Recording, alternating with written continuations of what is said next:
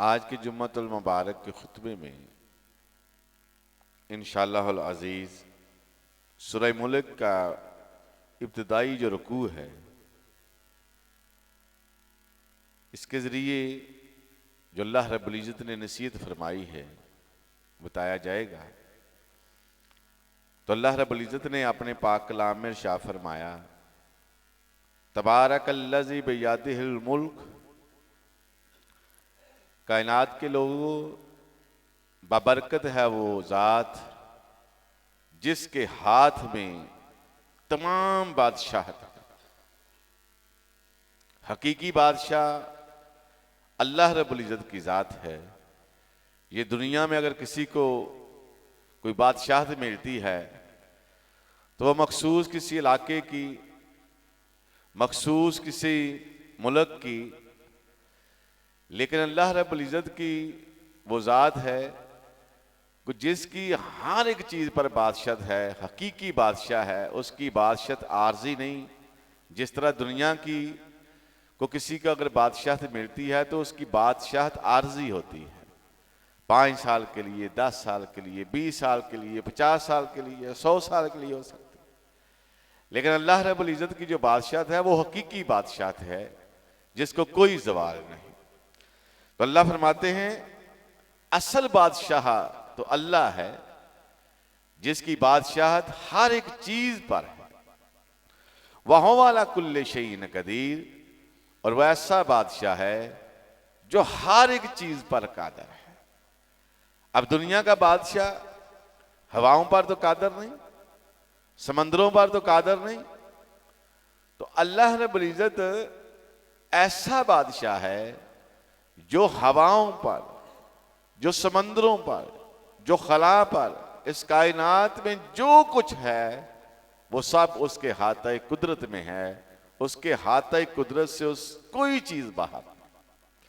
तो अल्लाह फरमाते हैं अल्लाह जी खालाकल मौता वल हयाता, अल्लाह वो जात है, कायनात के लोगों अल्लाह वो जात है जिसने जिंदगी और खेल का, मौत का जो खेल रचाया है वो ऐसे ही नहीं रचा दिया कि लोग पैदा हो रहे हैं, जवानी चढ़ रहे हैं, शादियां हो रही हैं, बच्चे पैदा कर रहे हैं, बूढ़े हो रहे हैं और फौत हो रहे हैं। ये एक ऐसा प्रोसेस नहीं कि अल्लाह रब्बुल इज़्ज़त ने महज इसलिए ऐसे खेत कूद के लिए बना दिया है कि चलो बंदा पैदा हुआ है अपनी मन चाही जिंदगी बसर करे, दुनिया का जो सिस्टम है उसके मुताबिक चले और बस फिर फौत हो जाए। नहीं, अल्लाह फरमाते हैं अल्लाह जी खालाकल मौता, अल्लाह ने पैदाइश और पैदाइश के बाद मौत का खेल ऐसे ही नहीं रचा दिया कि ये एक खेल था। अल्लाह फरमाते हैं ये जिंदगी और मौत का खेल इसलिए रचाया लियब्लुवकुम, ताकि वो देखे, वो आजमाइश करे, वो बांपे। क्या चीज? अय्युकुम अहसनु अमला, कौन है जिस मुख्तसर सी जिंदगी में अपने रब की मर्जी का ख्याल रखता है। ये है जिंदगी और मौत के रचाने का मकसद अल्लाह का, कि वो देखना चाहता है कि इंसान को जब जिंदगी दी जाती है, ताकत दी जाती है, उसको जवानी दी जाती है, मालो दौलत दिया जाता है तो आर्जी उसको भी पता है कि एक दिन मैंने फौत होना है, चाहे मेरी मौत बचपन में हो जाए चाहे जवानी में हो जाए, आखिर बुढ़ापे में तो होनी ही होनी है ना। तो अल्लाह फरमाते हैं मैं देखना चाहता हूं कि इसको जो आर्जी सा मैंने समान आर्जी जिंदगी में मैंने दिया है, क्या मुझे खाल को मालक समझकर ये जब मैंने इसको जवानी दी, ताकत दी, इख्तिदार दिया, दौलत दी, क्या उसके नशे में मुझे भूलते नहीं जाता। हज़रत इब्राहीम अलैहिस्सलाम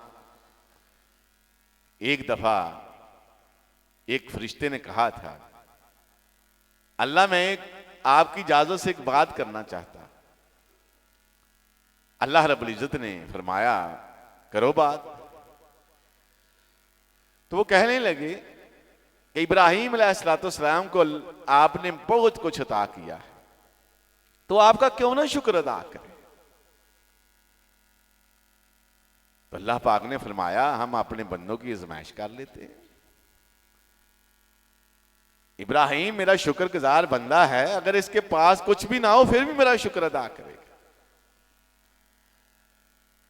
अब इस आजमाइश के लिए अब वो फरिश्ता जो है वो एक खेत में बैठ जाता है अल्लाह के हुक्म से। अब वो अल्लाह का जिक्र कर रहा है। अल्लाह का जिक्र जब हजरत इब्राहिम अलैहिस्सलाम के कानों में आवाज पड़ी, इस कदर अल्लाह से मोहब्बत, इस कदर अल्लाह से मोहब्बत, इब्राहिम अलैहिस्सलाम उस आवाज की तरफ खींचे जा रहे हैं। करीब पहुंचे, अब वो फरिश्ता अल्लाह का जिक्र कर रहा है, वो सुन रहे हैं। फरिश्ता खामोश हो जाता है। इब्राहिम अलैहिस्सलाम कहते हैं कि तुम खामोश हो गए हो, अल्लाह का और जिक्र करो। बड़ा लुत्फ आ रहा है, बड़ा मजा आ रहा है, रूह को तस्कीन मिल रही है। तो वो फरिश्ता कहता है, ऐ बंदे खुदा, पहले तो मैं अपनी मर्जी से कर रहा था अल्लाह का जिक्र, अब मैंने तेरे कहने पर करना है, मुझे इसकी मजदूरी चाहिए। अगर तूने अल्लाह का जिक्र सुनना है तो मैं तेरे कहने पर सुनाऊंगा, मुझे उसकी मजदूरी चाहिए। हज़रत इब्राहिम अलैहिस्सलाम कहते हैं क्या मजदूरी चाहिए? वो कहने लगा जितने आपके पास ऊंट हैं वो सारे ऊंट मुझे दे दे, तो मैं इतना वक्त जो है वो आपको अल्लाह का जिक्र सुनाऊंगा। हज़रत इब्राहिम अलैहिस्सलाम ने वो सारे ऊंट उसको दे दिए। अब उसने अल्लाह का जिक्र शुरू करना। जब एक वक्त, जब मुकर्रा जो वक्त तय हुआ था खत्म हुआ, तो उसने कहा जी बस आपके ऊंटों के इवज मैंने इतना वक्त अल्लाह का जिक्र आपको सुनाया है, अब मैं इससे आगे नहीं सुना सकता। तो इब्राहिम अलैहिस्सलाम ने फरमाया नहीं, मुझे और सुनाओ, अपनी कीमत बताओ। उसने कहा आपके पास जितनी बकरियां हैं वो सारी बकरियां मुझे दे दी जाएं, तो मैं इतनी देर तक आपको अल्लाह का जिक्र सुनाऊं। अब कहा जाओ बकरियां भी तुम्हारी, अल्लाह का जिक्र सुनाओ। सारी बकरियां दे दी, फिर खामोश हुआ। उसने कहा इतने में इतना ही है। हज़रत इब्राहिम अलैहिस्सलाम जिनको अल्लाह रब्बुल इज्जत से बड़ी मोहब्बत और प्यार था, कहने लगे नहीं और सुनाओ। कहने लगा फिर बाकी जो आपके पास आपकी जो जायदाद है, घर बार है, भेड़ बकरियां हैं, वो सब मुझे दे दो। अब वो सब दे दी गई। कहा अल्लाह का जिक्र सुनाओ। वक्त जो तय हुआ उतना सुनाया। अब कहा बस जी और सुनाओ। इब्राहिम अलैहिस्सलाम फरमाते हो, कहते हैं अब तो आपके पास कुछ भी नहीं, तो अब किस तरह आप सुनेंगे? तो इब्राहिम अलैहिस्सलाम ने फरमाया आपने ऊंट ले लिए, बकरियां ले ली, आपने सारा माल लिया, उसके लिए कोई नौकर भी तो चाहिए ना, कोई खादम भी तो चाहिए ना जो उनकी रखवाली करे। तो मुझे अल्लाह का जिक्र सुनाओ, मैं आपका खादम बन जाता। तो फरिश्ता क्या उठा कि अल्लाह रब्बुल इज्जत ने इब्राहिम को ऐसे ही नहीं अपना खलील बना लिया। इब्राहिम इस काबिल था कि अल्लाह उसको अपना खलील बनाता। तो अल्लाह फरमाते हैं कायनात के लोगों, अल्लाज़ी खलक़ल मौत वल हयात, ये जिंदगी और मौत का खेल बस ऐसे ही रस्मों रिवाज और ऐसे ही ना समझ लेना कि अल्लाह ऐसे ही जिंदगी और मौत का खेल है, ऐसे ही बस निजाम चल रहा है।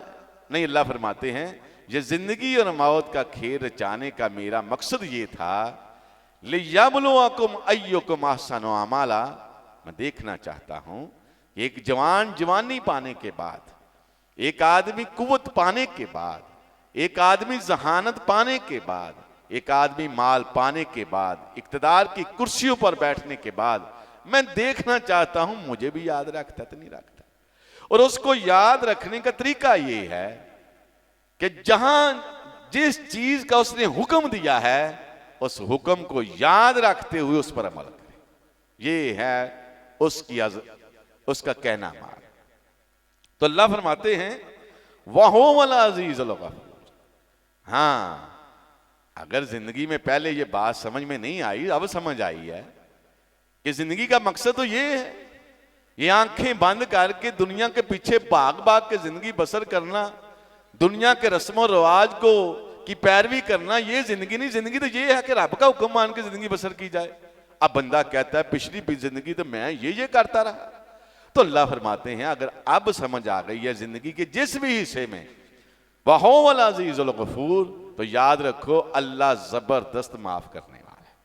तुम तौबा कर लो कि अल्लाह पीछे जिंदगी जाने जाने में जो कुछ हुआ जिंदगी का मकसद नहीं समझ सके, हम दुनिया के पीछे भाग भाग कर तेरे हुक्मों को बुला बैठे थे, अब अल्लाह ऐसा नहीं होगा।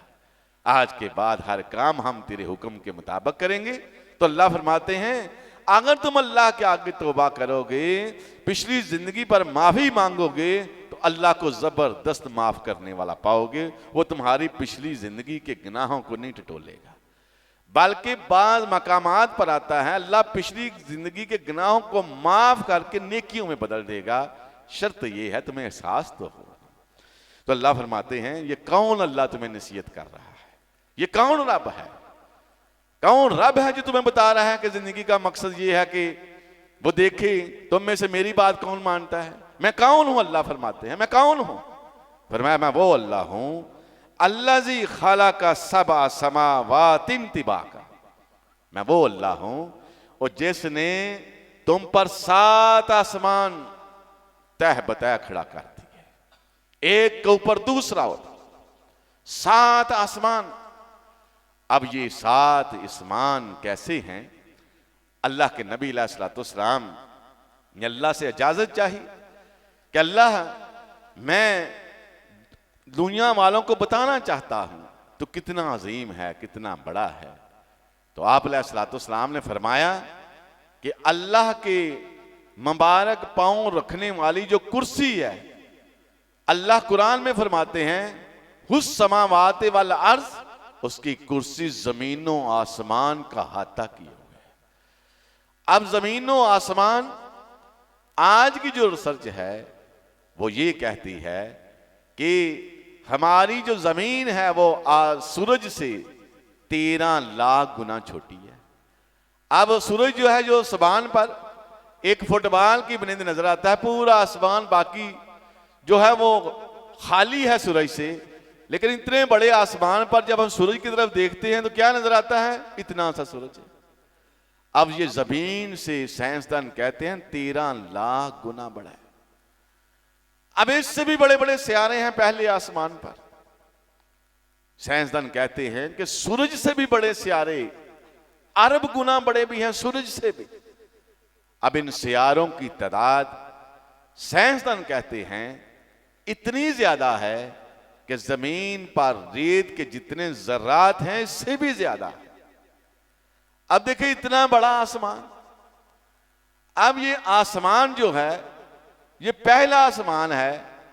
अब दूसरा आसमान और पहले आसमान के दरमियान जो खला है वो 50,000 साल की मुसाफत के बराबर है। अब दूसरा आसमान शुरू हुआ। अब दूसरा आसमान और पहला आसमान के दरमियान जो फासला है वो इतना बड़ा है।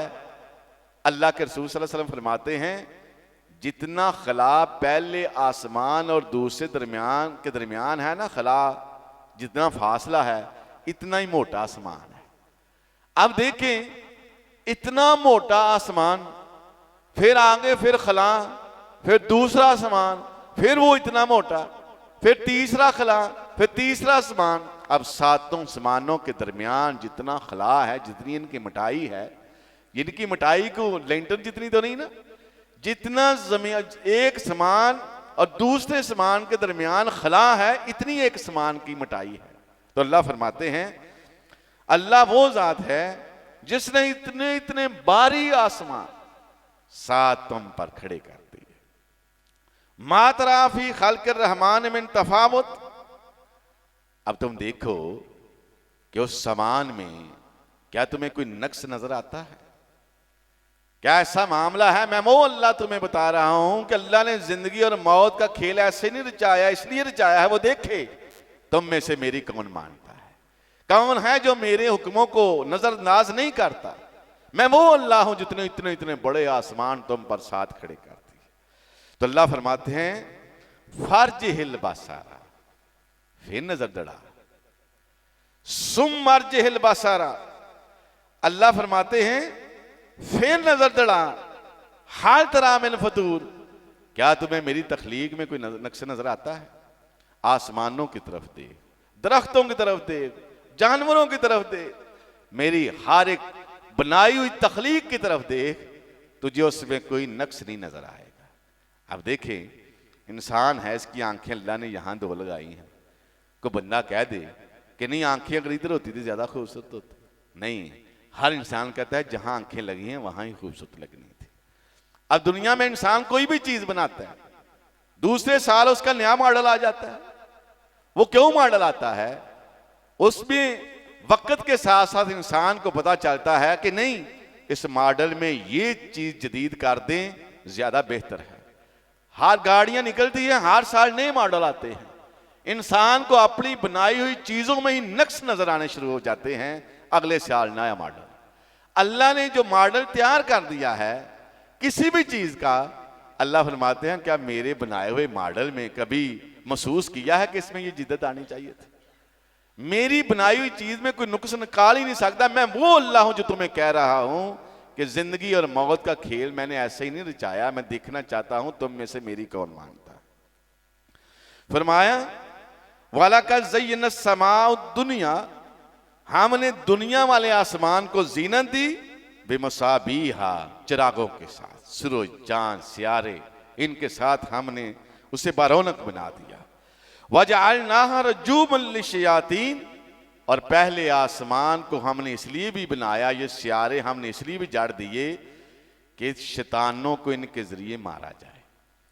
अब पहले आसमान क्या करते थे शैतान? ये आसमान के कोनों पर जाके बैठ जाते थे।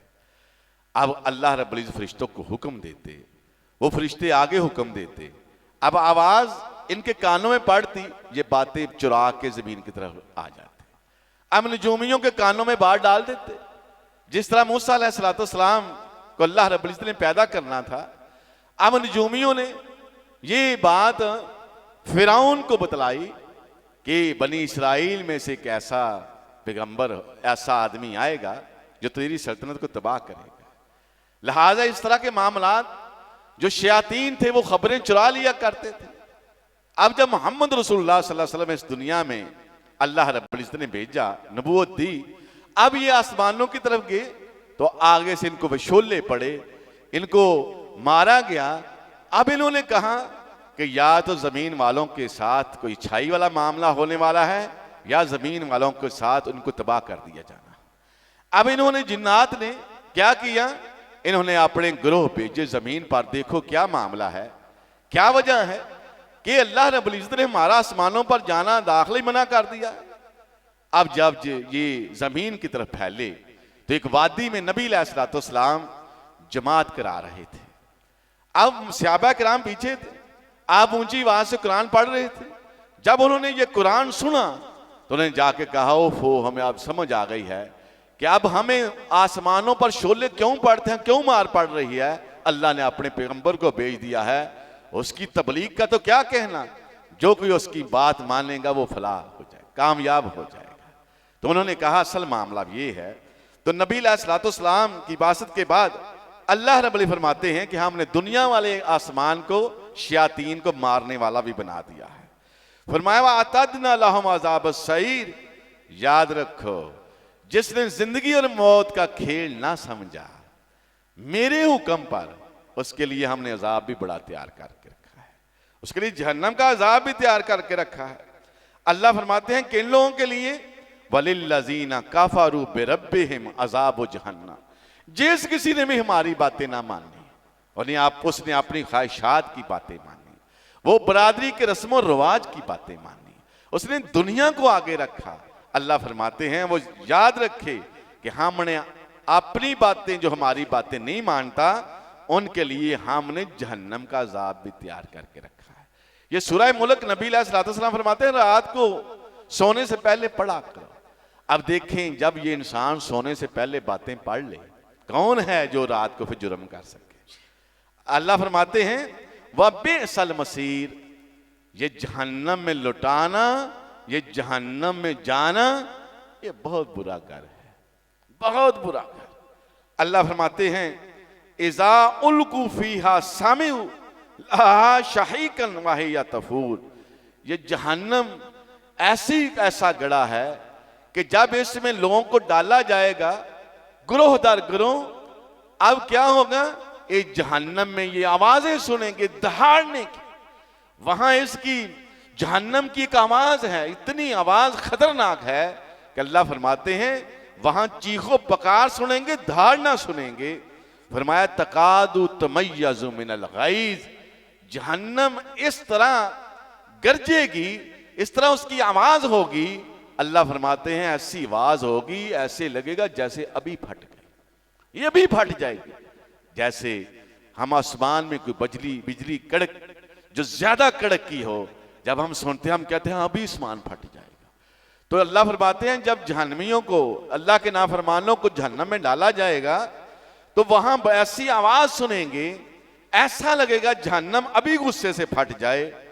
कुल्लमा उल्किया फीहा फौजन, और जब भी किसी ग्रोह को, जब किसी जत्थे को जहन्नम में डाला जाएगा, सालहम खजानतुहा आलम यातीकुम नज़ीर, और वो जहन्नम के दरोगे कहेंगे वो क्या किसी ने तुम्हें नहीं बताया था कि जहन्नम बहुत बुरा ठिकाना है? किसी ने खबरदार नहीं किया था कि जहन्नम ऐसी बुरी जगह है। अल्लाह कुरान मजीद में इरशाद फरमाते हैं कि जहन्नमियों को जब भूख लगेगी, शिद्दत की भूख अल्लाह लगाएगा, तो क्या होगा, कहेंगे अल्लाह खाना। हजारों साल गुजर जाएंगे, कहेंगे अल्लाह खाना खाना, खाना नहीं दिया जाएगा। अब भूख की इस कदर शिद्दत होगी, इंसान पकारेगा अल्लाह खाना। अब अल्लाह दुनिया वालों को बताने के लिए कि कायनात के लोगों, जिंदगी का मकसद ये है कि इंसान देखे मैं अल्लाह की कितनी मान रहा। अब वहां क्या होगा, अल्लाह फरमाएंगे मेरे फरिश्तों क्या मांगते हैं? फरिश्ते कहेंगे अल्लाह खाना मांग रहे हैं। अल्लाह फरमाएंगे मेरे फरिश्तों खिलाओ इनको। अल्लाह क्या खिलाएं? अल्लाह फरमाएंगे इन्हें इन्न शजरत ज़क़ूम कल मुहले यगली फिल बतून, इनको खाना खिलाओ। खाना इनका ये है कि जहन्नम की तह में उगने वाला थोहर का दरख्त का फल खिलाओ। अब वो फल इस कदर जहरीला है, इस कदर जहरीला है कि नबी अलैहिस्सलाम फरमाते हैं मैं हैरान हूं, परेशान हूं कि उस फल का एक कतरा जमीन पर गिर जाए, पूरी जमीन जहरीली हो जाए, कोई फसल ही ना उग सके, दुनिया वाले फौत हो जाएं एक कतरे की वजह से। अल्लाह के नबी अलैहिस्सलाम फरमाते हैं मैं हैरान हूं, परेशान हूं, उस शख्स की हालत क्या होगी जिसके मुंह में इसका पूरा फल जाएगा। अब फल की पोजीशन क्या होगी? जिस तरह छितर-थोर पर कांटे लगे होते हैं, इस तरह शजरे ज़क़ूम पर कांटे लगे हुए होंगे। अब इंसान देखेगा एक तो है जहरीला, ऊपर से कांटे हैं, मुंह में डालूंगा गले में अटक जाएगा। अब हैरान है कैसे खाऊं, लेकिन भूख की शिद्दत इस कदर ज्यादा होगी कि ना चाहने पर भी वो मुंह में डाल लेगा। अब मुंह में डाल गया, अब इंसान क्या होगा, यहां आकर वो फल अटक जाएगा, ना सांस ऊपर का ऊपर, नीचे का नीचे। अल्लाह कुरान में फरमाते हैं जब ये हालात हो जाएंगे, सुम्मा ला यमूतु वला यहया, ना वहां जिंदगी होगी ना वहां मौत होगी। अब गले में अटकी हुई चीज का अंदाजा वो शख्स लगा सकता है जिसका कभी खाना अटका हो कि क्या तकलीफ होती है। अब कहेंगे अल्लाह पानी, अल्लाह पानी, हजारों साल गुजर जाएंगे पानी नहीं मिलेगा, हजारों साल। अब अंदाजा करें क्या कैफियत होगी। अब हजारों साल की पकार के बाद अल्लाह फरमाएंगे मेरे फरिश्तों क्या मांगते हैं? अल्लाह ये पानी मांगते हैं। तो अल्लाह रब्बुल इज्जत फरमाएंगे इनको पिलाओ जहन्नम में जो जहन्नमियों की खालों से रेशा, पानी, आग के जलने की वजह से खून निकलकर नदी नालों की शक्ल में गई वादी समंदर जो है जहन्नम में वहां इकट्ठा हो रहा है, उसमें प्याले भर भर के पिला। अब वो पिलाया जाएगा। अब देखिए क्या कैफियत होगी कि इतना जहरीला व खून और पीप और रेशा होगा कि जब इंसान अपने मुंह की तरफ करेगा ना, इतना जहरीला और गर्म होगा। अल्लाह के नबी फरमाते हैं ये होंठ इंसान की नाफ तक पहुंचेगा, ये होंठ उसके सर तक पहुंचेगा, ये कैफियत होगी। अब अल्लाह फरमाते हैं जब जहन्नमियों को जहन्नम में डाला जाएगा, ऐसी सजाएं पाएंगे, तो वो जहन्नम के दरोगे जो वहां अल्लाह रब्बुल इज्जत ने पहरेदार रखे हुए हैं, वो कहेंगे आलम यातीकुम नज़ीर, वो किसी ने तुम्हें ये बातें बताई नहीं थी कैसा भी आगे जाके होना है? वो कहेंगे कालू बला, कहेंगे क्यों नहीं, कद जाना नज़ीर, हमारे पास हमें रसूल आए, उलमा आए, आम लोगों ने बताया कि जहन्नम में ये होना है, लेकिन हमने कहा है मौलवी रसूल ऐसे ही कहानियां किससे बता रहे हैं, ऐसा कुछ भी नहीं। फकज़्ज़बना, हमने जिटला दिया, इन बातों को हमने माना ही नहीं। वक़ुलना मा नज़्ज़लल्लाहु मिन शैइन, और हमने कहा ऐसी कोई बात अल्लाह ने उतारी ही नहीं, ऐसा कोई मामला ही नहीं। ये जहान मीठा अगला किन्ने डिठा, हमारे जहन में ये बात थी।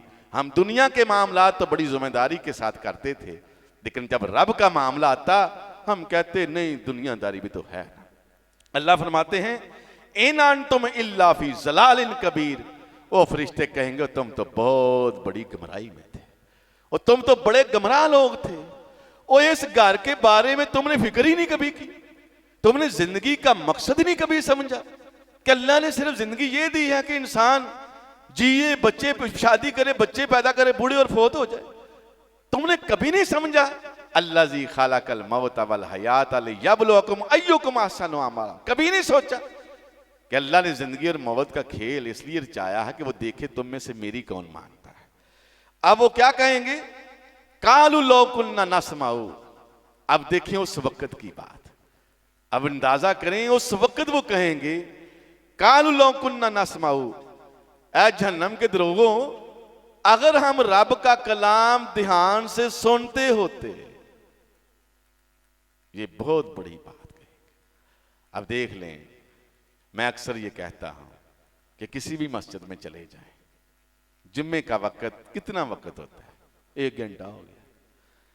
अब बनी इसराइल की कौम पर रब ने ये हुक्म दिया था हफ्ते वाले दिन कोई कारोबार नहीं, हफ्ते वाले दिन तुमने अल्लाह की बात करनी है। अब उम्मते मुसलमान परेशानी कर दी, हफ्ते वाला दिन जुम्मे वाला दिन है लेकिन पूरा नहीं। कितना वक्त, इज़ा नूदिया लिस्सलाति मिन यौमिल जुम्मा, जुम्मे की जान सुनो मस्जिद में आओ। अब हमारी ये भी कोशिश होती है कि घंटा बहुत ज्यादा है, इसको थोड़ा काम करें। काम कैसे करें? जहन में होता है कि मौलवी साहब ने 50 मिनट पर जमात खड़ी करनी है, 45 मिनट पर पहुंचे, कोई कानों में आवाज ही ना पहुंचे। उस वक्त ये कहेगा इंसान लौ कुन्ना नस्माउ, काश मैंने अल्लाह का कलाम सुना होता, काश मैंने अल्लाह की आयात को सुना होता, और ना केलू, या मेरे दिमाग में अकल होती, तो दुनिया तो खत्म हो जानी है। 50 साल के बाद, 60 साल के बाद, 100 साल के बाद, आखिर जिंदगी तो वो है जो असल है।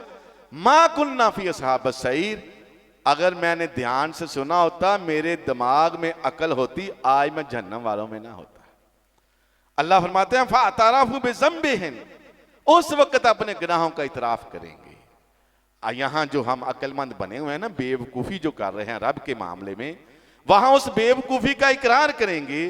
आवाज आएगी फसोकन, दूरी हो तुम पर, ले अस्हाब सईर, ऐ जहन्नम वालों, और तुम कहते हो कि हमने सुना नहीं, अकल नहीं रखता थे, इसलिए जहन्नम में आए।